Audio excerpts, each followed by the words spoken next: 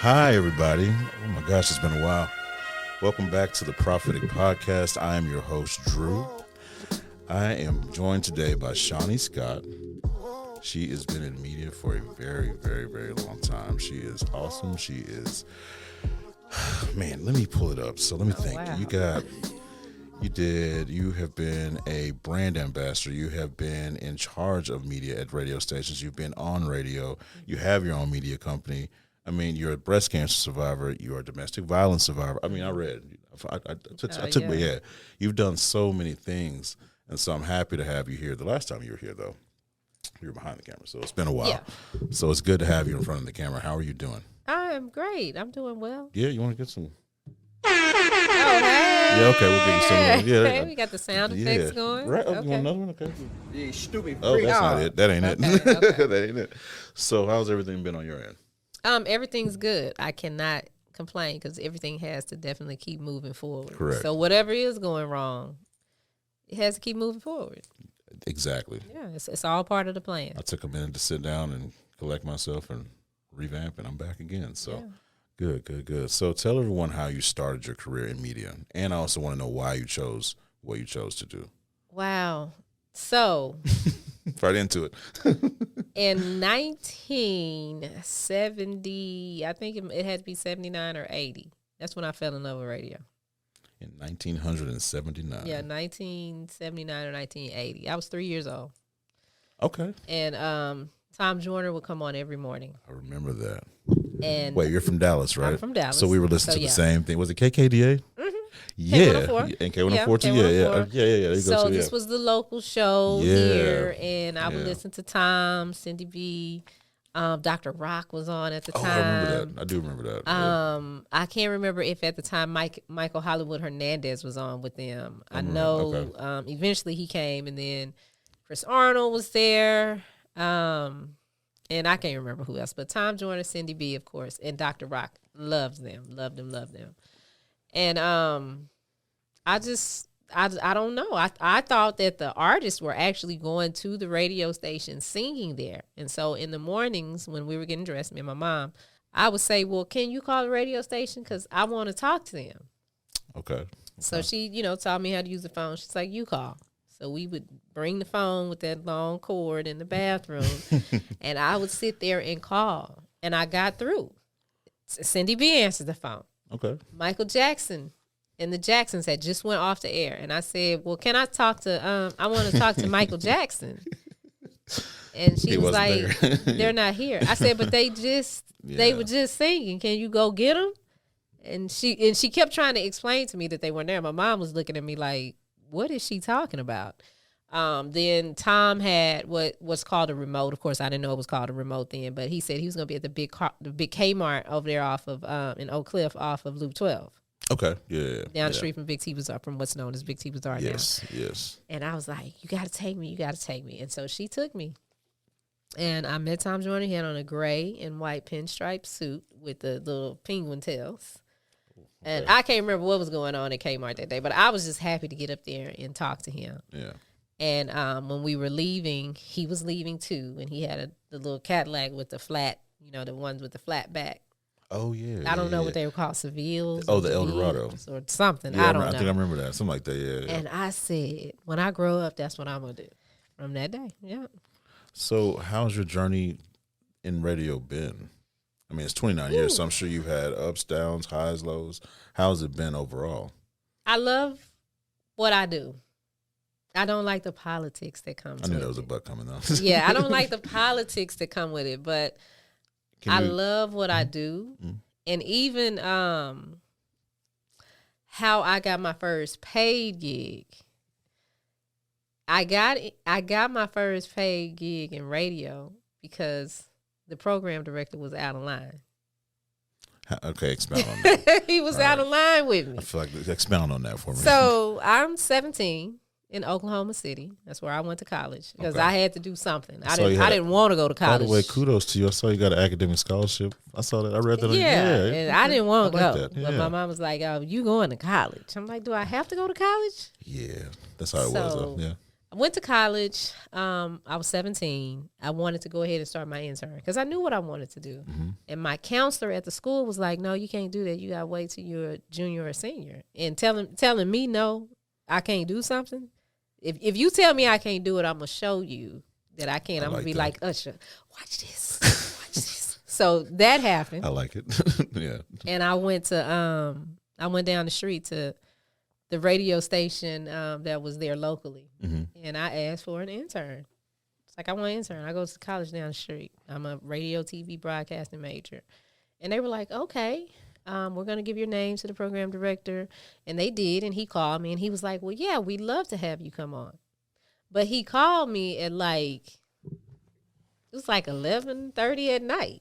And this is when we had answering machines. Yeah, now that's normal. But back then that was not normal. Yeah, and so my answer machine was recording the call because eventually I picked up the phone. So it's recording the whole conversation. And he's like, well, yeah, we need to go to lunch or, hang out. And I was like, well, I don't want to do that. I just want to do the intern. And he said, well, I don't think you understand how this works. I said, well, how does it work? Because I just want an intern. I don't want to go hang out with you. And naive, everything is going over my head. Is he saying what I think he's saying, though? Yeah, he was, but I didn't realize it till I called my mom. Oh, wow. Okay. And I said, because I did ask him, I remember asking him, so are you saying for me to get the intern, I have to go out and hang out with you? And he was like, no, that's not what I'm saying. But yes, essentially. And I said, well, okay, well, when can I start? Right. And he was like, well, okay, well, we'll talk about it, another day. So I called my mom the next day. I said, the man called at 11 and he said, this is what he said, but I'm going to go up there and see. And my mom just showed up. She showed good for up. her. Yeah, she yeah, good. I'm a dad. I'd show up too. Yeah. She was at my apartment and the next thing, she was like, let's go to this radio station. Okay. And we went up there and she got the owner and she said, listen, this is what happened. And she played the tape for him and everything. Long story short, he got fired. As he should have, because he was insinuating, okay. Yeah, I got my internship, but I had to work for the newspaper too. Yeah, that's cool though, but at least you didn't have to do anything, and do that. So that's how I actually got started. Wow. So what you just said is slightly disturbing, but is that commonplace in the industry these days? Like, because we just saw this thing with Diddy and Cassidy, right? That was probably the biggest one I've seen in a while. Yeah. Besides all the other ones we've had in recent years, but it seems to be that's commonplace. And my question is it men in power, or is that just the structure, or is that the environment? Like, what is that? Men in power, women in power. Oh, so this is not just men in power, yeah. Exercising their right. But that's not okay, though. So, it's not. And the problem with it is we don't have enough people that will speak up because they're scared. So that was the first time. That wasn't the last time it happened. Oh, it kept happening. Oh yeah, yeah. So, it's gonna always happen. I had it happen again at a radio group that I was at with two people because that group had within the same group. Within the same group because they had a cluster, and so I worked on two stations in the cluster. I was on two stations in the cluster, and the higher ups.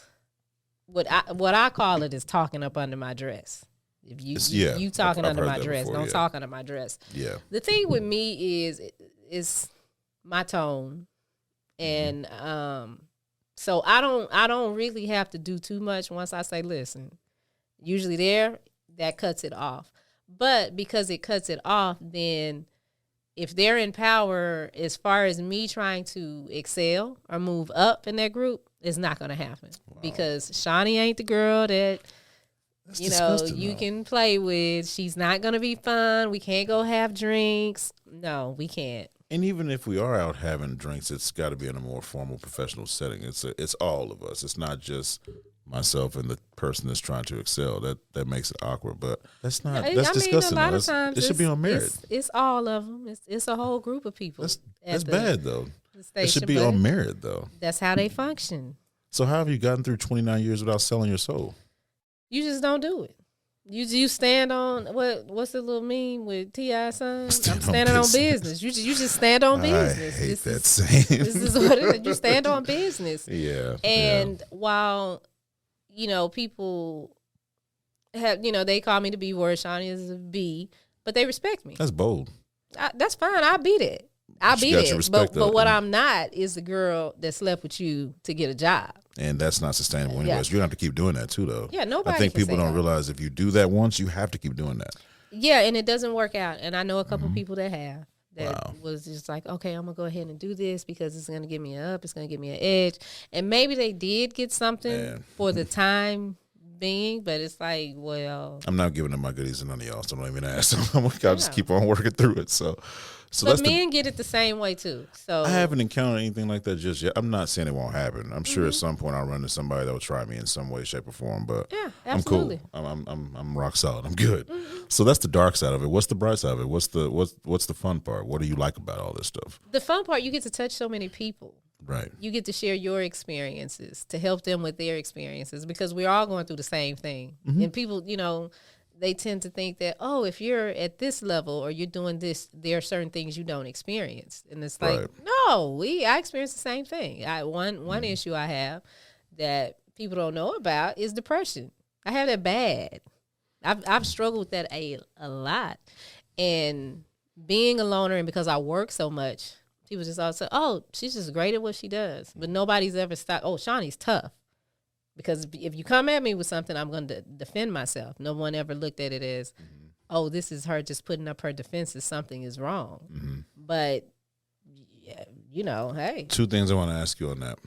The first one is, as a black woman, do you feel like that happens more often than not? Because there is a notion that black women have to be tough and strong and withstand everything and just fight through it.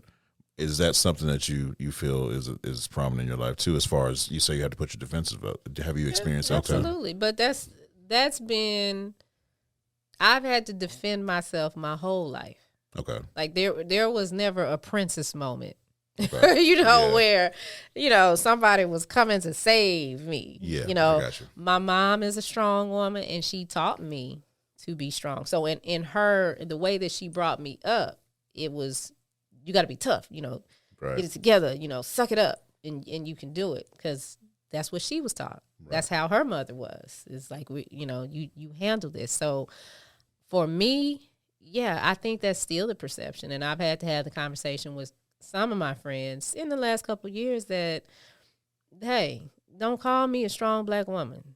To me, that is the biggest insult because what you're saying is, we just throw all this at Shani and she gonna get it done, and that's not true. Or fair either. It's not fair. That's not true. Yeah. I need some help, and I can't do everything. And on top of this, y'all don't know the other stuff that I'm dealing with. Because being a strong black woman, a successful black woman, those relationships, those intimate relationships, are hard. So I'm divorced. I have 2 kids. And me and her dad probably been separated since they were maybe 2 and 3. So in that time, they're 14 and 15 now, or 15, 13, whatever. They old. But, I just got started. They old. Mine's 2. It's going to be a while. So, but in trying to date people, you have to, when you're at that level, you have to navigate, okay, why is this person talking to me? What is it that they want?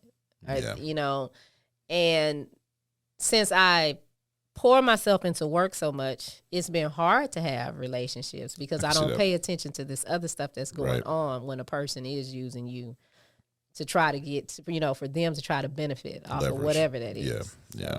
So the other question I wanted to ask is, how do you handle your depression? What do you do to circumvent? Not that you need to run from it, but how do you handle your depression? I really haven't handled it. When I was 22, and I was promotions director at a station in Tyler, and I also worked for a TV station as a floor director. Is that where you got the award for being the first black woman in East Texas? I saw something. Okay, okay. Yeah. It wasn't an award, but another lady pointed it out to me. She was like, I think you're the first black person. So we started looking it up, and I was like, oh, okay. I appreciate it. But when I was there, I went through something, and it was crazy because my news director was the only one that noticed something was wrong. So like I said, I poured myself into work. Again, I was the floor director at a news station, and then I turn around and work from 5 to 9 there, go to a radio station, be the program director, and do middays.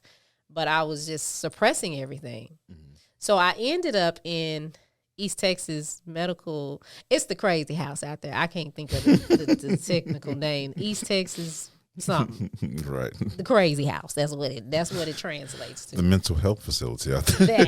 Whatever, the crazy house. Yeah. So, because they treat you like you're crazy. This is true too, yeah. They put you on meds. They put you on all these meds. I've worked in that field, I know. I had to sleep in this room. At the time, I only had a dog. Yeah. So I was just upset that I wasn't, there for my dog. Right. Little Rottweiler. Right. But I turned 23 in there. I spent their birthday in there. Wow. And I think by about day 3, I was like, okay, I'm ready to go because y'all aren't helping me either. Right. Y'all are not helping me. You just giving me this medicine that's making me feel, this is making me feel crazy. Something is wrong. Yeah. But there was a breakthrough with one of the sessions that we had where I had to, talk about things. My dad was there. My mom came down. And there was some stuff that was said. And in that moment, I realized, I need a therapist. Okay. When I get out of here, I need to be able to talk to somebody. Okay. Well, the therapist ended up being my Rottweiler, AJ. This doesn't count. Hey, I come home every day to talk to AJ. Do you have a physical, like an actual human therapist? I don't care if it's Zoom call, FaceTime, I didn't for a while, but then I would call. Like if it got real bad, then I would, find somebody and be like. So do you have one now? No, I don't have one now. Let me know. I got a good one. I don't have one now. But I have learned over the last couple of years to learn to just talk to the people around me. Right. Because I wasn't even telling them. Right. And so it's a good start. Yeah. But I would encourage you to get the non-biased opinion. There is something special about therapy in the process. It's an uncomfortable process. It really, really is. But it's so necessary. Like I've had a therapist. I agree with but that. I'm speaking from having a therapist from like elementary all the way to now. Like I've had 4 throughout my life. I've always had a therapist. My mom didn't get anything else right. She got that right. So she would always make sure. She was a good mom. I'm just kidding. But she would always make sure that I did that. And I appreciate her for that because there's been times in my life where there's things that I probably would have just imploded. Yeah. But therapy helps me kind of work through those things. So I would encourage, not telling you what to do, but I would encourage it. So yeah, and it's important to talk. It is. It really is. It is. I mean, my thoughts would go. I ended up in the. Let me not skate over this because I think every experience that I have had in life and being in the position I am in, I'm supposed to share so people can learn from. But I ended up there because I was suicidal. The night before I did an attempt when I got to work. That news director, he said he called the people on me. So that's how you landed. Okay. Yeah, that's how I ended up there, and he was like. He said, I was just looking at you and he said, you were here, but you were not here. And I knew something was wrong. Okay. And I wasn't mad at him. I wasn't mad at him about it. Okay. And how are you now? Just checking. Just do a quick check-in. Well, as far as suicidal thoughts go. With depression and all of it. Suicidal thoughts, because I hear people, they'll throw that out there that, I'm going to kill myself. And it's like, and my experience with that is different. I'm not getting ready to tell you. That's usually how it goes. I ain't about to tell you. Yeah. But I have a friend now that'll notice if I start pulling back too much. And it's like, okay, what's going on? What are you thinking about? After this last health scare I had, that kind of helped me with that. Be like, okay, look. Every time you get sick, you done battled stroke, you done battled this heart problem, you done battled cancer, you done battled COVID, you done battled diverticulitis. You literally fight to stay alive for that. But then something will happen, and you just decide, I'm going to throw the whole life away. That doesn't make sense, Shani. Yeah. And so, that last one, I'm like, okay, we're gonna find something else to do when that happens other than work. Constructive. Because work would be what I would do to try to cover that up. So pivoting, speaking of work, I saw that you had interviewed, and not to get away from that, but I saw that you had interviewed, a lot of prominent artists. What has been? Which one was your favorite? I wanted to ask you that. I saw Charleston White was on there too, which was interesting. But which one was your favorite? Which one's been your favorite, or your favorite interview you've had along all these years? My favorite interview. My favorite interview is somebody that everybody doesn't know. I cannot think of her name, but she was the first lady of South Africa. Wow. And I don't know how she found me, but she wanted to come to my station and do the interview with me. And they were like, "How are you getting heads of states to come in here?" I'm like, "That's cool. I was just being me." What was cool about it? Because it gave me a connection to South Africa that you never had. That I never had. That's very cool. Didn't know that they had the same organizations that we have here. Well, that the organizations that cover the same things that we have here. So, like, we have a United Way, Boys and Girls Club. They have things set up like that too, that they're actively working toward to build and have these different programs. So it gives you, when the person is there and you can actually touch them, it gives you a different sense of how you view it. Because I only know what I've seen. I've never been there before. Right. I mean, I know that it's not all dusty, that that it's modern, just like it's not what we see on TV here. But to learn that some of the same institutions that we have in place here, they have that there, and that's what she's working with. Just like our first lady has an agenda that she has to roll out. She has an agenda that she has to roll out, but she doesn't just roll it out there in the country of South Africa. It's international. She goes to other countries in Africa. She brought it all the way to the United States. That's very cool. She's, over in the UK doing it. So I think that's amazing. Have you had any bad interviews that you just didn't like? Keisha Cole, yes. Oh, whoa, okay. Why? She just, and I don't know. I try to, understand that people have bad days, or maybe they just might not feel like it. Is it that bad? Yeah. Just bad. Would you do it again? Would you run it back?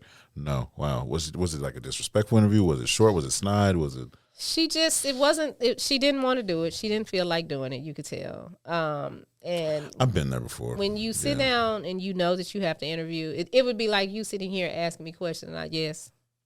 No. Oh, okay. It was like that. Mm-mm. Okay. Yeah. I've been there actually. Okay. You worked through it. Okay. So I ended the interview. I said, "All right, I'm gonna let you go. I'm gonna let you make it." She said, "Oh, no. That's cool." Huh. And the rep was like, "But wait, oh yeah, I know you want spins, right?" Well, she don't want to talk, so y'all figured out y'all got other markets. So, so how do you handle adversity in general? I mean, I'm sure you run across it in the field. Like, how do you handle it? In the field, how do I handle it? Yeah, like if you have an adversity out in the field, how do you handle it? Oh, yeah, I don't care. Yeah, I don't ruthless. Care. It's just if somebody is coming at me. Mm-hmm. I don't care how you respond to me because I know what I bring to the table and what I can do. So I just focus on what I can do. And I just had this conversation with a higher up in the organization that I'm working with now because she's a woman and black woman, but she feels like she's being disrespected by some of the people that's on our team. And I'm like, you can't worry about that though. It doesn't matter. It don't matter. Yeah. It's work getting done. Right. The work is getting done. So stop worrying about trying to control this person and getting them to react the way that you want them to react. Because, baby, you got to be a killer whale in a pool of sharks. And in the world you're in, there is a big pool of sharks. So, yes. Yeah. So, we as black women, and I don't know. I guess women in general. I'm a black woman. I don't know nothing about no white woman. I ain't white. Or a Mexican. I'm not, well, I can't eliminate the Mexican people, but I'm a woman of color. Right. And I know that in most situations, wherever I've been at the executive or management position, I am not only the only black person, I'm also the only female. And the men, you guys handle things differently. You handle things differently. How do we handle things? You're more laid back. Okay. You don't let it get up under your skin. Gotcha. Women, we want to control everything. Okay, I'm talking to you. Look at me. Raise your head up. Mm-hmm. Turn.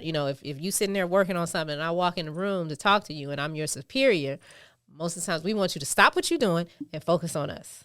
Mm-hmm. No, you heard what I said. Now either you gonna do it, either they gonna do it, or either I'm gonna write you up. or do whatever I got to do to get you up out of here if I want you off my team. Right. And I think sometimes when we get in those power positions, we focus more on the power than the position, executing what we need to execute. Right. They ain't got to look at you. They hear you. Job's getting done. That's all that matters. Hey, and you don't want to fire people that are not behaving the way you want them to behave. Not about that. Because you get somebody else in there that behaves the way you want them to behave, but they let the whole show fall apart. This is true too. So it's like, and I kept telling the girl, listen, I'm telling you, don't worry about that. The person that this is happening with, they're not going to let the show fall apart. And that's what's important. They show up. They are here. So what? That would be Becky for me. She shows up. She's here. We don't got to communicate that much. It's just enough to get the job done. And we move on about our lives. There's no discrepancies. There's no back. There's no back and forth. There's no nothing. We just get it done. And I love it. Same thing with John. You'll never see John. You hear his work, but you'll never see him. But we'll text, talk, get it done. That's it. So, I prefer it that way. Yeah. So you have a heavy workload and you're a mother. Yes. How do you balance all that? I have 2 pimps. Excuse me? 2 pimps. I got. She has 2. Wherever I am, she has 2 pimps. So 2. Explain why you calling them pimps. Because you got a pimp. Who gets all your money?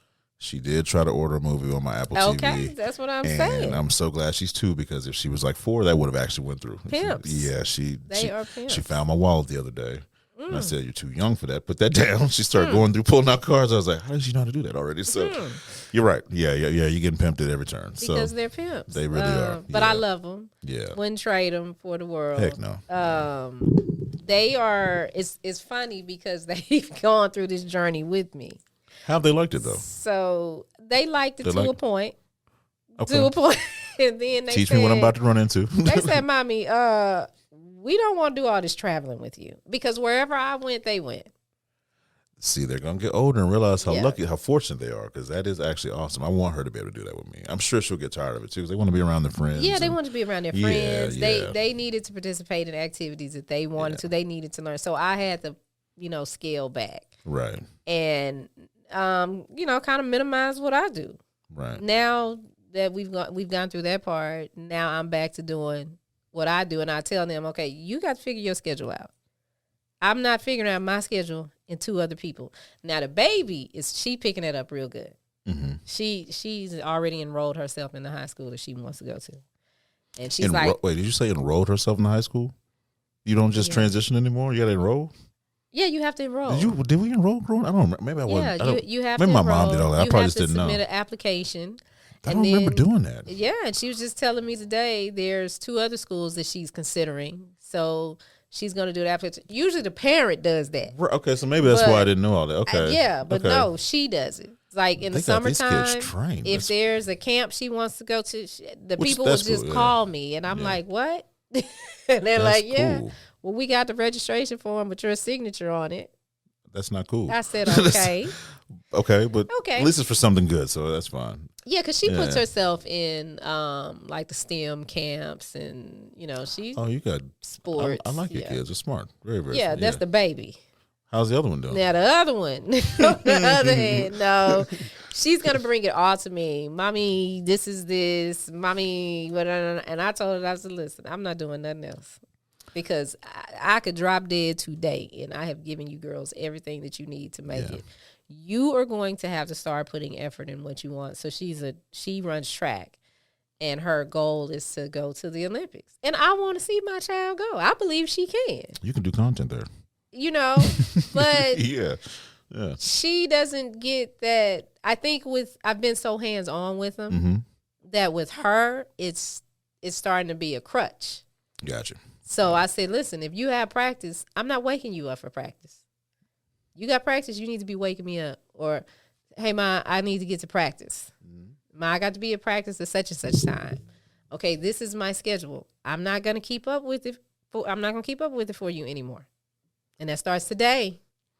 And so we'll see what she, So would you say they're your driving force, or what is your driving force? They are. They are. They changed me. They got me to slow down. Okay. The work health issues in them made me, slow down because I want to be here with them. Right. They are my motivators. My number one. If I fall off, they don't know what my depression looks like. They don't know that. We've talked about it. Right. But I've told them, this is what mom is going through. This is how mom is feeling. And I mean, talk to them. Like, mom has suicidal thoughts like that. So they're aware and they pay more attention now. Mm-hmm. But even when they could sense something was wrong, they'll come and be like, Ma, you need to da-da-da-da. And, Right. You're this and that. So what are you teaching them differently than your mother taught you? Because you said your mother taught you to just be strong. But what are you teaching them differently? I want them to be honest about their feelings. They can always come to me and be honest about their feelings. I tell them, if you think you're going to come to me and say something that I'm not going to agree with and you need to just talk to me, we have code words. So if they come and say, listen, you can't be mom right now. Okay. I need to talk to you. Right. Then I stop being mom. I might take that advice because I feel like my daughter. I'm going to take that advice.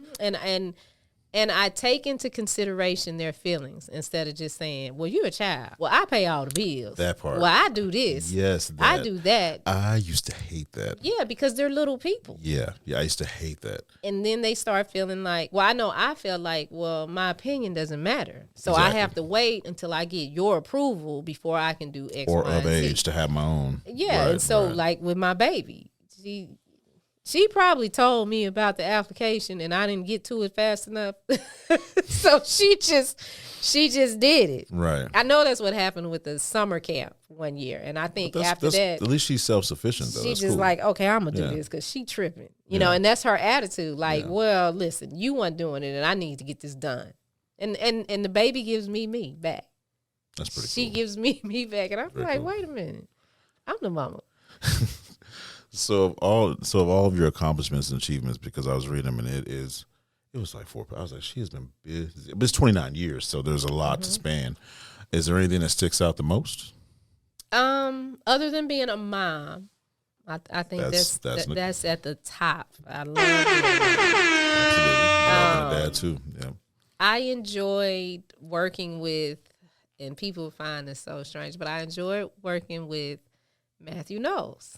So I was his booking agent for a while. Yes, sure, I saw that. Yes. And people were like, well, is he hard to work for? Is he mean? For those of you who don't know who Matthew Knowles is, Tina Knowles, you might know Beyonce, you might not, but that's what she's talking about. Yeah. But yeah, I worked with him in Music World, his record company for Destiny's Child. Were you in Houston?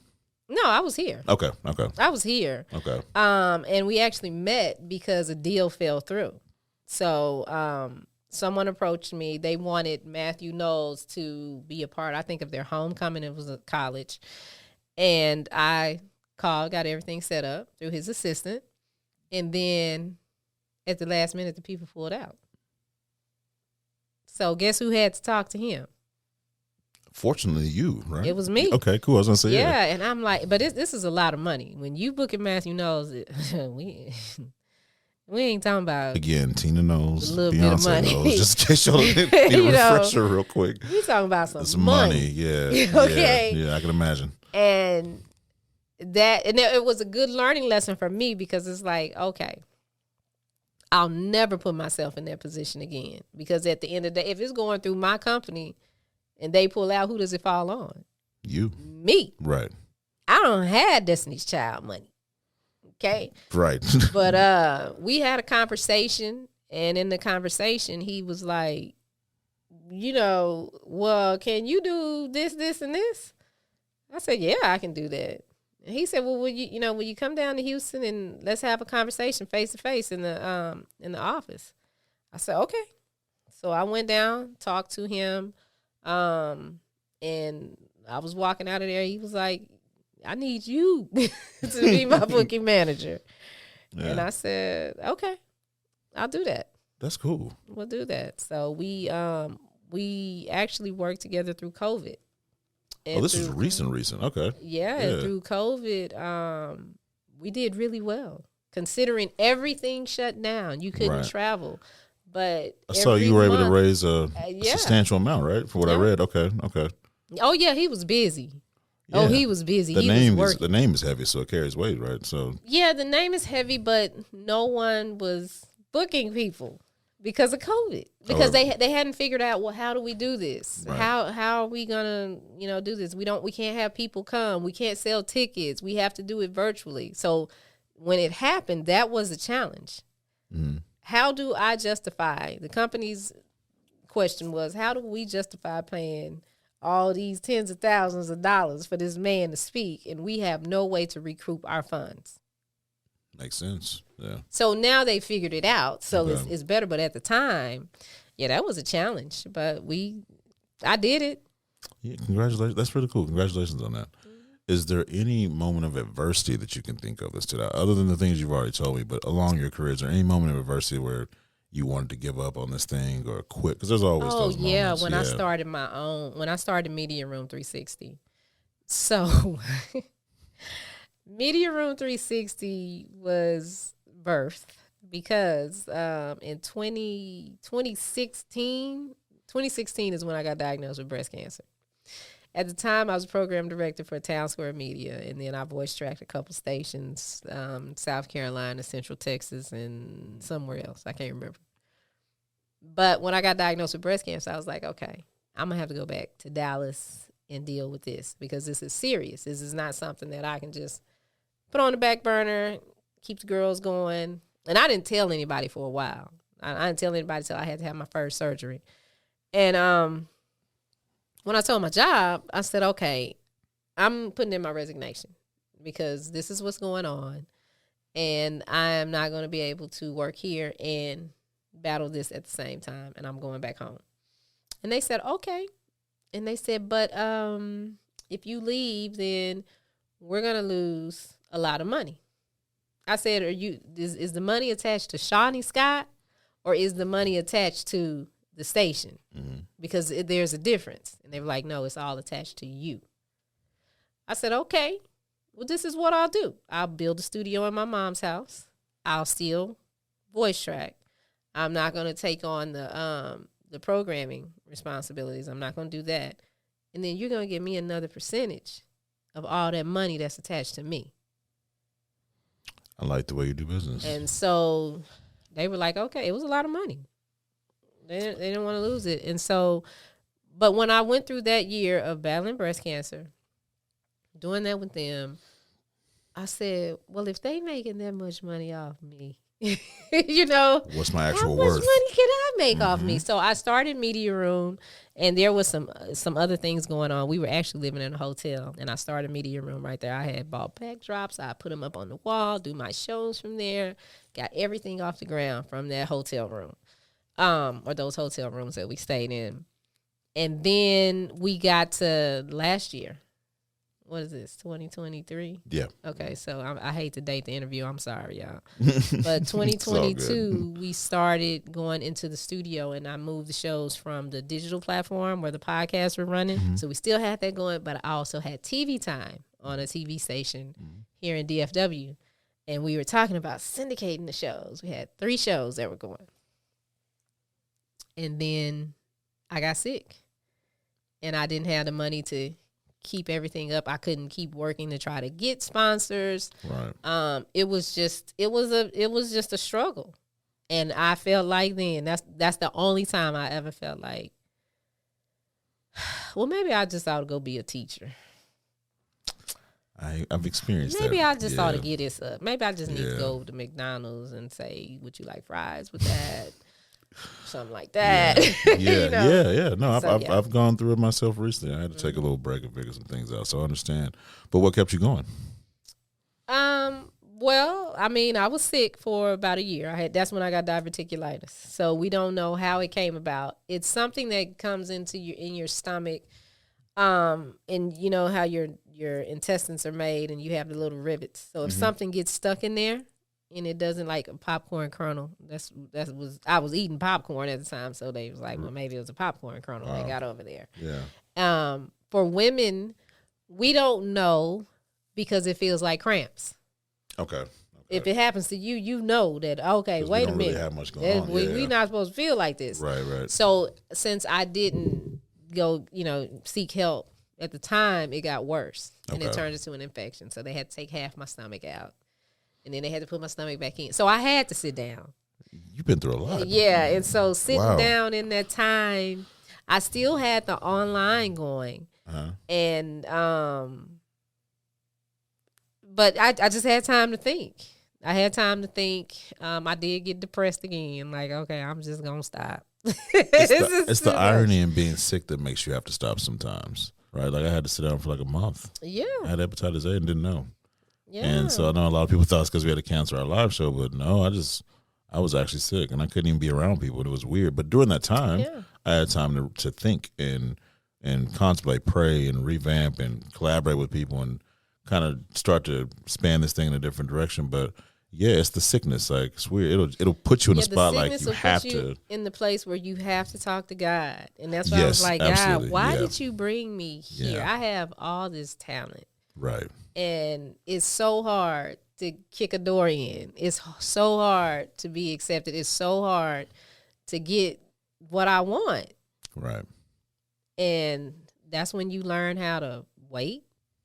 That's when you learn how to, look at the situation for what it is. What are you supposed to give to the situation? Yeah. Maybe this is what you're supposed to give to this, and you got to move on to the next thing. You learn how not to stay in one place too long, because sometimes we stay in places too long, and we want to grow, but we can't grow. It's funny you said that. My mom told me that one time. I lost a dog, actually, some years ago. And I was sad. It was the first dog I bought and groomed and raised myself, and then he died 6 months later. I was like, what the hell? I just got this dog. But she told me, she's like, and it stuck with me. She's like, son, you'll go through things in life, and you need to feel how you feel, the thing where you accept your feelings. But she's like, don't stay in that place too long.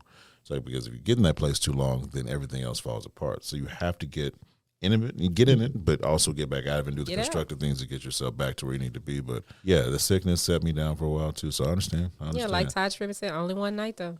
Oh, exactly. Only one night though. Just you got to deal with it. Yeah, and you got to keep on moving. Because if you ask God for, I used to always pray for patience. Help me because I don't have no patience. I don't have no patience. That I don't might have be no one tolerance. I need to pray for a little more. Okay, but listen, if you pray for that, do you think that he's going to say, ta-da, here's your patience? No, he's going to test you with everything that's going to make you impatient. Yeah. That's how that works. Yeah. So whatever you're asking for, you got to be willing to accept what comes with helping you get there. Like I prayed for this show. And yeah. If you pray to be financially secure, because listen, my finances, we making it on a prayer and a prayer. A prayer and a prayer. Rubbing together 2 nickels. I don't even have 2 nickels. Yeah. But my kids, we live in Highland Park. They make it to all their practices, every activity they want. That's all that matters. They do. But that extra, listen, it ain't there yet. And so I realized something. I'm like, I make it. Because honestly, and I like being transparent so people can hear this, I don't make enough money for the lifestyle that I have. I do not. And I had to break that down to my daughter, my oldest, because she was asking for something. And I said, okay, multiply this. I went through my whole paycheck with her. I said, that's what I make. This is how much the rent is. Where the rest coming from? And she was like, oh, I don't know. You don't have a job. I said, yeah. I said, but you had your birthday, right? You got everything you wanted for your birthday, right? Yeah. Okay, I'm paying these track fees, right? Your sister's getting everything that she wants, right? We look nice, right? We got food, right? Yeah.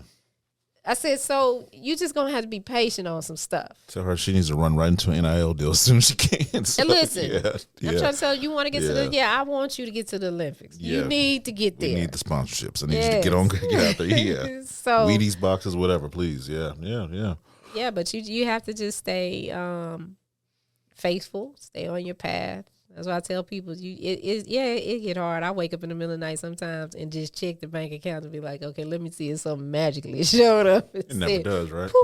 Yeah, no, check it too. It don't never show up. It just keeps magically disappearing. That's what keeps happening. So you wake up and it's like, well, wait a minute, where did all these bills come from? I don't even remember signing up for this. Exactly. How can I cut costs here, and here? So yeah. Well, with all the things you've done, what's next? What do you want to do next with your career, your life, your journey? Like, what's next? Next, I want to make sure my girls graduate high school and make it to college. That's good. I I think I want to get married. I definitely want to be in a relationship, in a committed I was relationship. like, wait, who are you going to get married to? Is there somebody you have a candidate? Yeah, I got a candidate. Okay. Yeah, I got a candidate. Well, shout out to him or her, whatever you Shout choose. out. It don't matter to me. What up? Facts. You want to give them some air horns too? Yeah, give me some air horns. Don't mess this up. Wherever you're at, don't mess it up. All right. And then I just, I want to keep building in media. I want to work on a couple more shows. Create some spaces where people can share their stories and feel comfortable and be able to be authentic about it. Yeah. I think, while I don't think some of the negative things will change in the industry, but I'm happy there's a spotlight on it and people are starting to see that these are the pressures that people have when they want to achieve something. And it's not just in the entertainment industry. Right. If you're a nurse at the hospital and you're trying to go back to school to become a doctor, sometimes you have doctors or administration that are holding things over your head and pressuring you into different things. So it happens everywhere, but I would hope that I could put something together to help a portion of the people be more confident in who they are, be bold about what they want, and be bold enough to say no. And not fall, into that peer pressure realm, because that's all it is. It's adult peer pressure. Right. Do you want to leave? We're about to head out here in a minute. Do you want to leave the people with anything, any sound advice? Maybe they want to be on your journey. Maybe they want to try to be you at some point or emulate things you've done. No, you don't want to be me. Okay, so you got your own shoe. This is size 5.5, and I'm telling you, tiny feet. Or it'll be tight. You put your foot in, it's tight. If I put my foot in your shoe, it's too big. So you definitely want to be you. Something that I do tell the ladies that want to go down this path of entertainment. What you have to remember, and I'm gonna clean this up when I say this. You can look right there and tell them too, right in that camera. What you want to remember, if you come in here, either they are trying to screw you, either you gonna get screwed over, or they trying to screw you out the way. Y'all understand that? Because I don't want to use the other word. Yeah, I got you. Yeah. They trying to screw you, screw over you, or get you up out of the way. And if you can remember that and act on that, don't when it starts happening, don't be like, oh, I know what you're doing. Because that was my mistake. Okay. If it started happening, I call it out. Mm-hmm. Don't call it out. Now work around it. Work around it. Use as leverage if you have to. Yeah, just, you can play the dumb blonde. Like I tell my daughter sometimes when somebody's trying to play, you be like, oh, really? I did not know that. Mm-hmm. And then turn around and keep working. They'll understand what you just said to them maybe 10 minutes later. But you don't have to attack everything. Don't try to attack and beat everything. Just be you and do what you know how to do. And as long as you're doing that, everything else will weed its way out and fall into place for you. Well, I appreciate that advice. I'm sure someone out there is listening is going to appreciate that too. And I guess for men, y'all can do that too. I don't know. I'm not a man, so. No one's tried me. But then again, I'm in my own entity. This is my own thing. So maybe it's because I'm not a part of a bigger conglomerate and I haven't seen that yet. And the people at the studio have been great. Like working with her has been great. We've been lucky. I know it's not always like that. I've just been blessed not to have to deal with a lot of that stuff. And everyone's been accommodating. I met you at the Big Thought event. Leah was helpful. Everyone that I've met in this industry has been great. Shout out to all of y'all. Appreciate you. But I haven't had that. I've been fortunate. I've been fortunate. People ask me, how you get guests on the show? I was like, I talk to people. You talk to people. You ask. Don't be afraid. To ask, be bold. Yeah, that's how I get you stuff. You got to go boldly because if not, whatever you're working on is not going to get out there. Yeah, be bold, not pushy, bold. But just bold and be confident in your product too. So yeah. You want to go ahead and give everybody your social so they can find you wherever? So. Oh, yeah. You guys can follow me at Shani Scott on air. It's spelled ShaniScott on air. You going to put it at the bottom? I can put it at the bottom. So, yeah, it's down there. Shani I'll Scott put it right there. On air. Yeah, I got you. I'll put it down there. You can catch me there. Okay, cool. And as always, shout out to our brand partner, Celestial Beer Works. I haven't seen you guys in a while. I haven't been feeling too good, but I'll be back in there soon. I will see you this weekend. I'm going to bring the baby to get pictures with Santa Claus this weekend. Wow. So, yeah, they're having Santa at the brewery. Different. So, it'll be fun. But shout out to them. They've been super helpful with this whole project, too. And as always, thank you for listening to the show. I know it's been a while. Thank you guys for still sticking with us. We're still growing. We appreciate every single listen. We appreciate every single spin. Make sure you're following, subscribing. There's a Facebook group. Go join that. Leave comments, leave likes, share it with people. You can find us at the Prophetic Pod. We have our website, which is going finally, www.propheticpod.com. It'll be launching early this year. Go ahead, Radio. You got it. 29 years. You got it. You know what to do. So keep supporting us. Keep growing. I'm back. We're continuing to pivot and grow. So we'll be going live a lot more often. You'll see a lot more of me outside of here. So I have not been active enough on this camera. This thing is going to have to get turned on more often. No one told me that. I should know. All right. So anyways, this will be out soon. Thank you guys. We'll see you again soon. Bye-bye. Get out of here. See you. Bye. Air horns. Uh-oh. Bye. We prophetic.